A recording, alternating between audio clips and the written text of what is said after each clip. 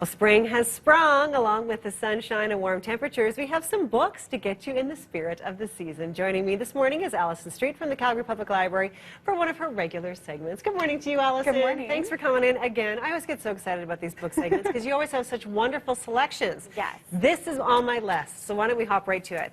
So, your first suggestion, Difficult Women. Yes, Difficult Women by Roxane Gay. Now, you may have read her last book, which was Bad Feminist. Really big hit. Yes. So she's back with another one. This is actually a book of short stories. So they're fiction. They're all about different women and their unique life circumstances. So some are about motherhood, careers, marriage, kind of everything that women tend to go through. Oh, isn't that interesting? Yeah, okay, and you know she's it's going to such a be great good writer. and controversial, so Yes. that's fun. Okay, great. All right, what about this one? So this is actually a YA book, but I wanted to bring it because it was published late last year and it's created a ton of buzz. It's called Three Dark Crowns by Kendar Blake. Okay. And actually Fox Cinema has already purchased the rights to bring it to the really? big screen, yes. Oh, So- YA is huge right now. This is young Yes, adult, if you don't know young what adult. YA is standing for. Lots of people excited about YA books these days. Absolutely. Okay, that's a good one. Read the book before you see the movie. That's what I always say. It's usually better. Okay, And next, we next have up. Selection Day. So this was actually just published in Canada in 2017, in January Okay. this year. And it follows 14-year-old Manju, and it kind of looks at his life as a teenager in Mumbai.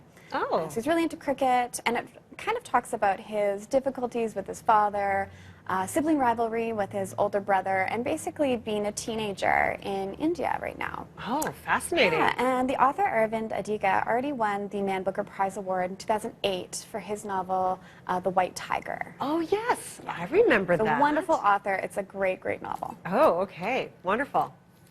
All right. How about this guy? So next we have Days Without End, and this is by celebrated Irish author Sebastian Barry. Okay. And it follows two Irish immigrants as they come to America. It takes place in the mid-1800s, so they fight in the American Indian Wars as well as the Civil War. Oh, okay. Yeah, and it's kind of this epic, sweeping, historical novel. Right. So it's beautifully written, Right. absolutely gorgeous. So if you like those kind of books, this is a great pick. Right. So if you like that historical fiction, this one's for you. Absolutely. Okay, great. Moving on to this one, The Most Dangerous Place on Earth. Ooh, that sounds fun. So author Lindsay Lee Johnson thinks that the most dangerous place on earth is actually high school. Oh, So yes. this book, it follows a group of small-town teenagers as they deal with the aftermath of a tragedy that happened in their 8th year. Okay. It's broken into 3 parts. There's 8th grade, junior year, and then senior year. And you can really see how this event changes their lives, not just of the students, but of the teachers and the The parents. whole community. Yeah. Ooh, that sounds interesting. Okay, The Most Dangerous Place on Earth. I like it. And then finally, oh, Idaho. Look at this pretty cover. Yes, Idaho by Emily Ruskovich. Beautifully written. It's about Anne who comes back to Idaho after being away for a while, and she decides to teach piano. There's a man named Wade, and Wade kind of has tragedy follow him. So Oh. it jumps around from the past to the present, but the real story starts in 1973 with this tragic event.